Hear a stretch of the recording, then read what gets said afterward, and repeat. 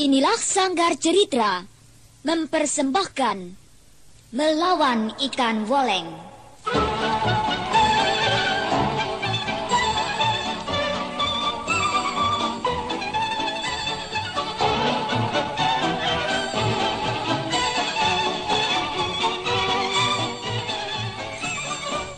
Adalah seekor burung bangau yang bersahabat dengan seekor monyet.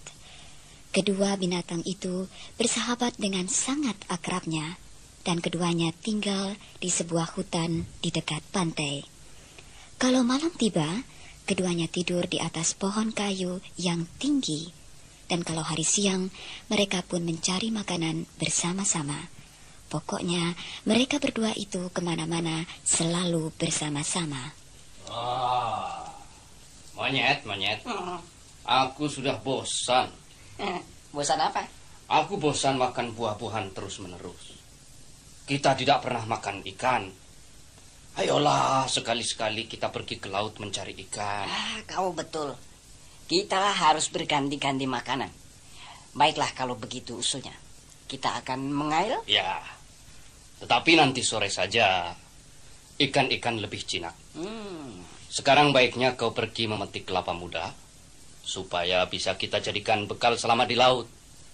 Sementara itu aku akan menyusur pantai untuk mencari ketam dan udang untuk umpan. Itu perkara gampang. Dalam waktu singkat pasti saya akan dapat kelapa. Berapa biji kau butuhkan? Kita bawa 1 biji saja. Tetapi jika kau berhasil memperoleh kelapa yang agak banyak, itu tak apa. Boleh kita simpan. Demikianlah anak-anak permulaan kisahnya. Maka kedua bersahabat tadi telah setuju agar menyediakan keperluan-keperluan tamasya mereka ke tengah laut. Sang bangau yang berparuh dan berkaki panjang menyusuri pantai mencari ketam dan udang untuk umpan. Dan sang monyet yang bertampang jelek memetik kelapa di kebun milik manusia. Kedua pekerjaan itu tidak makan waktu lama, sebab keduanya sudah ahli dalam masing-masing pekerjaan itu. Malam pun datanglah di atas bumi.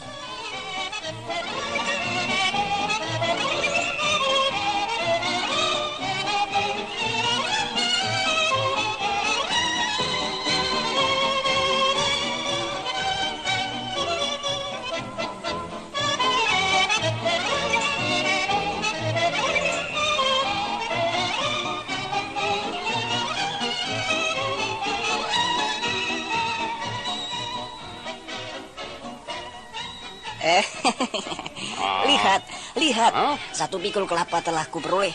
Pokoknya Bung Monyet adalah tenaga ahli. Tak ada saingannya. Sangat mengagumkan, sobat. Iya. Tetapi apa yang kuperoleh juga tak mengecewakan. 5 rangkai ketam laut dan 7 rangkai udang galah. Itu pun bagus. Ngomong-ngomong, bagaimana soal perahu yang akan kita pakai berlayar nanti? Itu lihat di sana. Pokoknya sip deh. Itukah perahu kita? Bukankah itu hanya sebuah kuali tua? Memang. Kalau kita tak punya uang harus berani memakai perahu semacam itu. Baiklah. Tetapi apakah tidak akan terbalik jika dipukul oleh ombak? Pasti tidak. Itu kan tergantung pada jurumudinya, bukan? Iya. Yang penting bukan perahunya doang, tetapi orang di belakang kemudi. Baiklah. Tetapi apakah perahu kita ini tidak akan goyang-goyang jika terpukul ombak yang agak besar? Sama sekali tidak, Monyet. Apakah malam masih akan panjang? Saya rasa tidak, Monyet. Dari mana kau tahu akan hal itu? Lihat di langit itu. Itu lihat. Bintang timur sudah mulai muncul. Pertanda pagi hari akan segera tiba. Iya. Fajar akan segera menyingsing. Ayam-ayam jago akan segera terbangun dari mimpinya. Dan mereka akan segera berkokok. Oh betul, betul. Itu jauh di sana ayam jago sudah mulai pada berkokok. Kalau begitu kita berangkat sekarang saja ya. Oh, baik. Kita berangkat sekarang ya. Kita akan menuju ke pantai, tempat ombak-ombak pecah berderai.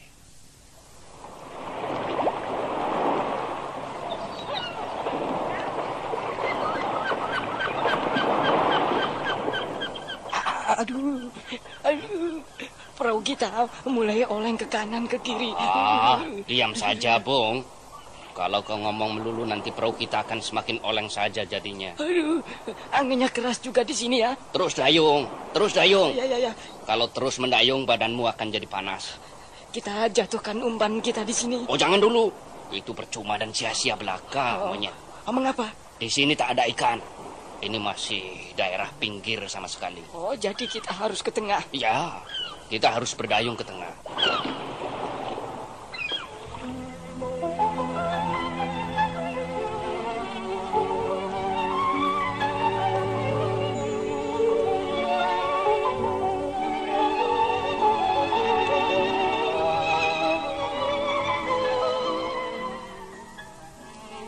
Di sini kita buang umpan. Jangan, monyet. Kita lebih ke tengah. Di sini cuma ada ikan yang kecil-kecil saja. Kita harus lebih ke tengah, ya. Ya, marilah. Kita boleh ke tengah. Di tengah ikannya lebih besar dan ombaknya pun lebih besar juga.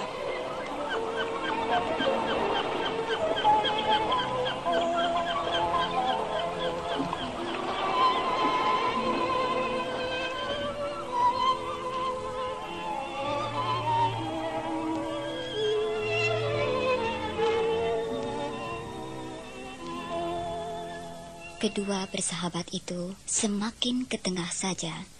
Sang monyet mendayung dan sang bangau memegang kemudi. Ombak semakin besar saja dan angin semakin kencang bertiup.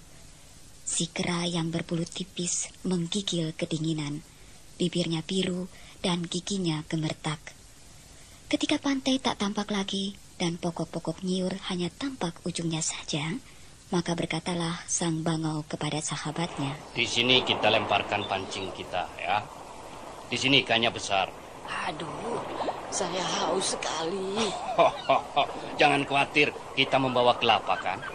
Tetapi kita lupa membawa parang untuk melubanginya. Itu perkara mudah, monyet. Berikan kelapa itu padaku, nanti akan kulubangi dengan paruhku. Ombak itu besar sekali ya. Diam saja. Ombak itu tidak menggigitmu. Anak-anak dengan paruhnya yang panjang dan tajam, maka kelapa itu dilubangi. Kau dengar itu bunyinya?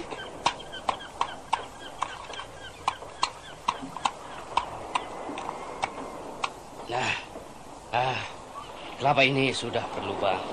Ayo kita minum bersama airnya. Aku dulu ya. Aduh, hausnya bukan main. Oh ya, silakan minum dulu.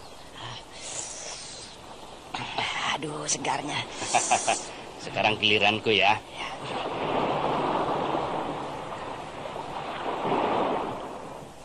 Nah, airnya sudah habis. Apakah kita bisa membelah kelapa ini sehingga dengan begitu kita bisa makan dagingnya? Oh, itu mudah sekali, monyet. Berikan kelapa itu kepadaku, nanti aku akan membelahnya. Setelah kelapa itu diberikan kepada sang bangau, maka tanpa berpikir panjang dibantingkannya kelapa itu ke dinding perahu. Tetapi yang pecah bukan kelapanya, melainkan perahu periuk tua itu yang pecah.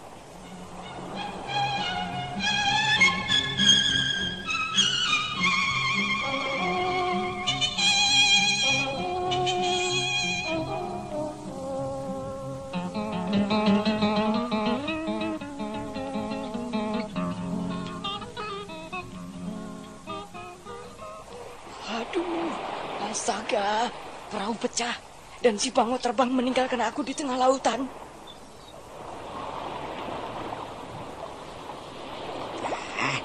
Ini ada makanan enak kok. Siapakah kau itu? Akulah ikan wolengnya. Akulah panglimanya para ikan woleng. kebetulan sekali istriku sakit. Ya perlu makan hati monyet, kata dukun. Kakek Boleng, kau akan sia-sia saja membunuh aku. Sebab hatiku tidak ada padaku. Oh. Hatiku kutinggalkan di darat. Kugantungkan di pohon para pataru dekat pantai. Kalau kakek suka pakai, kita boleh pergi ambil. Ya, baiklah. Naiklah di punggungku ya. Kita akan pergi ke pohon para patu itu. Para pataru, Kek? Para pataru? Ya, para pataru. Kakek tidak bisa. Baik ya. Saya naik ya, Kek ya. Ya. Tapi selama ada di atas punggung ya, jangan meraba tengkuk saya. Sebab tempat ini berbahaya. Tahu? Awas ya. Kalau kau sampai memegangnya, kau akan kutelan hidup-hidup. Biar kau tak memakai hati. Tidak, Kek. Saya akan hati-hati naik di punggungmu, Kek. Awas ya, Kek ya. Siap. Tarik. Ya.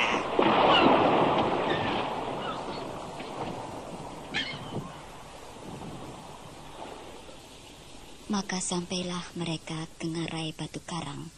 Di atas batu karang itu tumbuh pohon-pohon perapat aru yang semuanya merupakan hutan kecil. Di sini? Ya, betul.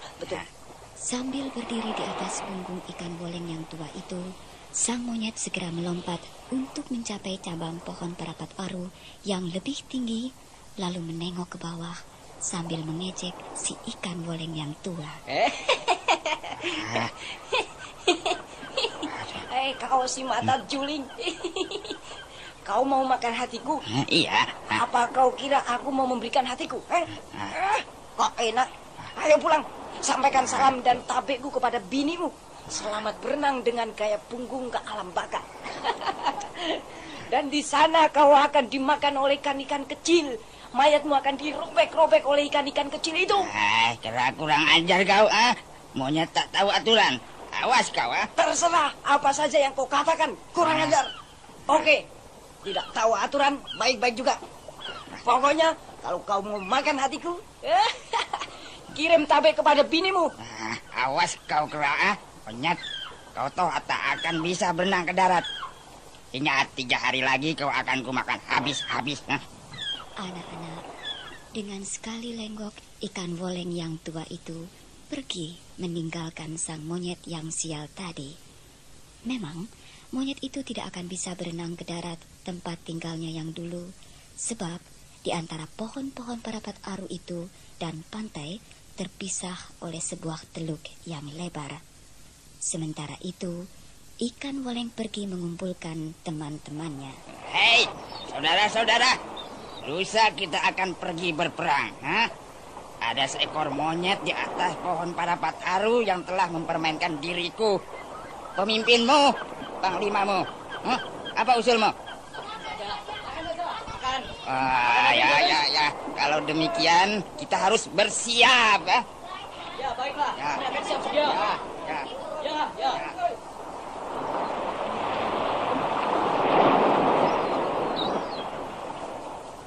Maka pada hari yang ketiga, pasukan ikan boleng itu berkumpul. Dibawa oleh ombak laut yang memukul ke batu karang tempat pohon-pohon perapat aru itu tumbuh, maka pasukan boleng yang berkelompok itu makin mendekat jua. Sang monyet dengan kaki gemetaran semakin tinggi memanjat pohon, meninjau medan. Woi, apakah itu? Batalion ikan boleng itu berenang kemari. Apakah dayaku menghadapi mereka itu? Celaka, konyol, mampus ini.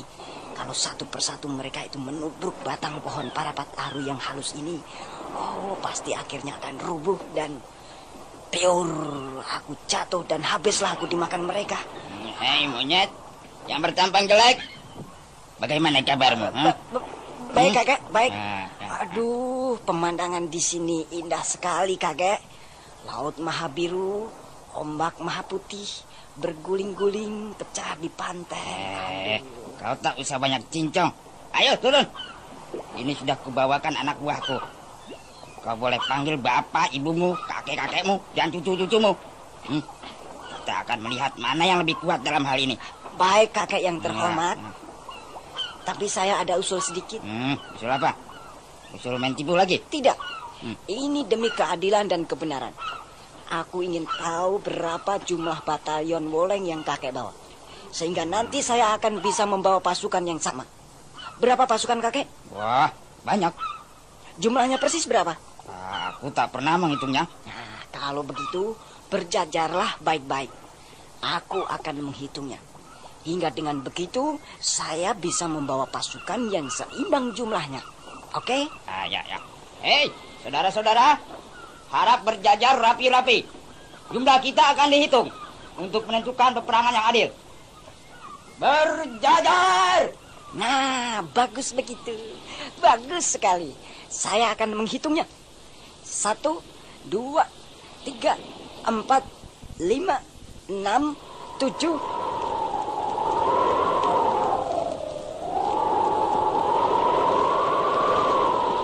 Sambil melompat ke atas punggung-punggung ikan woleng, si monyet mulai menghitung batalion ikan woleng itu. Berturut-turut dihitungnya, makin lama makin dekat dengan darat. Segera ia tiba di punggung woleng yang terakhir, ia segera melompat ke darat dan berlari sekuat-kuatnya. Woleng, tolol 7 turunan. Makanlah hatiku, makanlah kepalaku. Tidak usah kita berperang. Bagaimana kau akan menang jika kau tolol begitu?